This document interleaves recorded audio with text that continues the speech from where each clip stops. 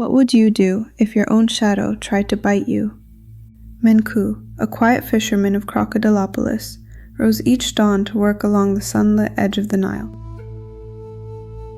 His village stood between broad reed marshes and painted temple walls, buzzing with merchants, priests, and crocodile handlers.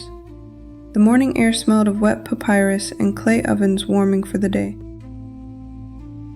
Menku always waded only into the brightest, safest shallows, where the sand gleamed gold beneath the water.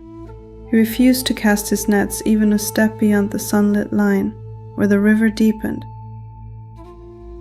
Everyone knew his reason. He feared crocodiles with a bone-deep certainty that made him jump at splashes no bigger than a frog's. Children often teased him by tapping the water and shouting warnings whenever a real crocodile surfaced nearby. The next morning, as Menku stepped into the bright shallows with his nets, he froze at the sight of his own shadow stretching across the sand. It looked mostly human, except for a long, unmistakable crocodile snout jutting from its head. He wiped his eyes with both hands, blinking hard as if sand had blown into them. When he looked again, the crocodile-headed silhouette still stared back at him. Menku muttered that he would never drink again if this was what wine did to a man, only to realize he drank nothing but water anyway. The absurdity of it made his voice crack like a reed flute played badly. He spun around in a full circle, but the shadow twirled faithfully with him, crocodile snout and all. When he stopped moving, the shadow's elongated jaws seemed to widen slightly, as if ready to snap. Panicking, Menku rushed to the temple of Sobek, his sandals slapping against the sun-baked stones as he begged the priests for help. He pointed frantically at the floor, insisting they witness his crocodile-headed shadow. But to the priests, his shadow looked utterly ordinary, shaped like any man calmly standing in the sunlight. They glanced at one another, unsure whether they had misunderstood his complaint. One elderly priest crouched, squinting, tilting his head, and even tapping the shadow with a reed stick, but nothing crocodilian appeared. Menku paced in circles, proclaiming that the snout had just been there a heartbeat ago. Whispers echoed among the columns that perhaps Menku was simply overtired or sunstruck. As he stumbled out of the temple, villagers looked at him with the cautious pity reserved for those who saw things others could not. Since the priests had been useless, Menku decided to deal with the problem himself and dragged a large jug of water outside. He poured it over the ground, announcing proudly that he would wash the curse off his shadow like dirt off a fishing net.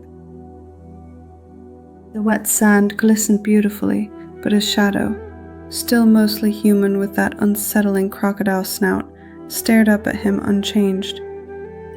When the snout seemed to tilt slightly, he accused it of mocking his hygiene efforts. Next, he attempted to bribe the shadow by placing a fresh fish right at its feet, promising more offerings if it behaved. Passers-by paused long enough to witness Menku solemnly negotiating with a patch of darkness. The shadow did not react, though Menku swore its snout looked hungrier than before. Embarrassed, he kicked the fish into the river and muttered that crocodile-headed silhouettes clearly lacked manners. Out of ideas, Menku crafted a crude shadow trap by driving 2 sticks into the sand and stretching a thin papyrus sheet between them. He stepped carefully so that his shadow would fall into the frame, hoping the crocodile snout would get caught. The moment he positioned himself, a breeze flattered the papyrus and made the trap collapse in a sad little heap. His shadow, unaffected, lounged on the sand like a bored guardian spirit. Refusing to surrender, Menku tried to scare the shadow away by waving a lit torch at the ground.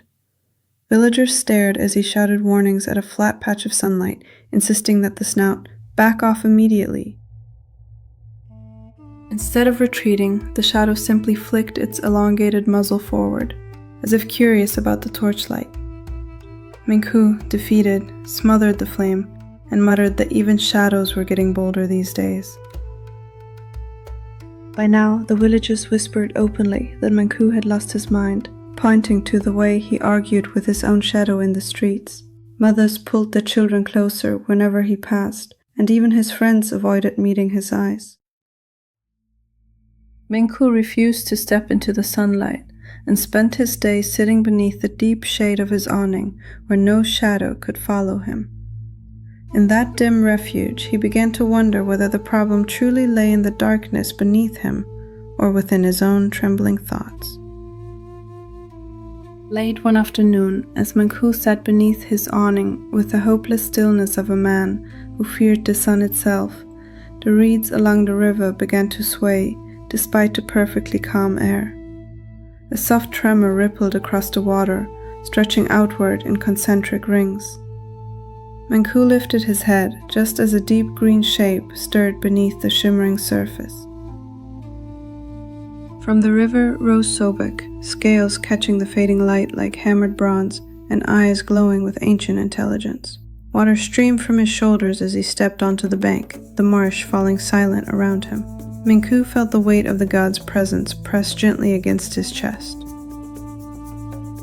Sobek told him that the strange shadow had not been a curse but a gift, a sign of protection meant to give him courage in the place he feared most. He explained that shadows sometimes reveal truths the eyes refuse to see. With the faintest hint of amusement, Sobek added that even blessings work better when mortals remember to like and subscribe to the currents of wisdom. The god placed a clawed hand on the sand, leaving a luminous imprint that pulsed like sunlight on deep water. He instructed Menku to stand in the open again and trust the river that had sustained his ancestors for generations. As Sobek's form dissolved back into the Nile, the air hummed with the lingering certainty that Menku had never been alone. At sunrise the next day, Menku stepped beyond the familiar golden shallows and let the cool water rise past his knees, then his waist, until the river darkened around him. His heart hammered, yet Sobek's imprint glowed faintly in his memory, steadying his breath. A pair of crocodiles watched him from a distance, their eyes just above the surface like twin beads of amber. Instead of retreating, Menku cast his net into the deep water for the first time, feeling the current wrap around him like a quiet promise.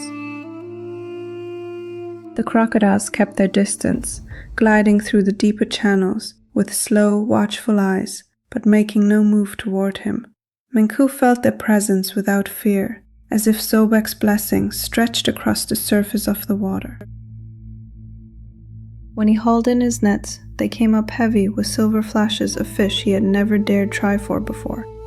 The sheer abundance left him breathless, the weight of the catch far greater than anything he had brought home in seasons. A week later, when Menku stepped into the morning light, he saw only his ordinary human shadow stretching quietly across the sand. Its familiar shape comforted him more deeply than he could have imagined. Inside his home, a small wooden statue of Sobek stood proudly on a shelf, its carved snout lifted as if guarding the room. Menku touched it each dawn in gratitude, remembering the courage he had once thought forever beyond him. Moral: confront your fear before it grows too narrow, for if you flee too long, you may fear even your own shadow.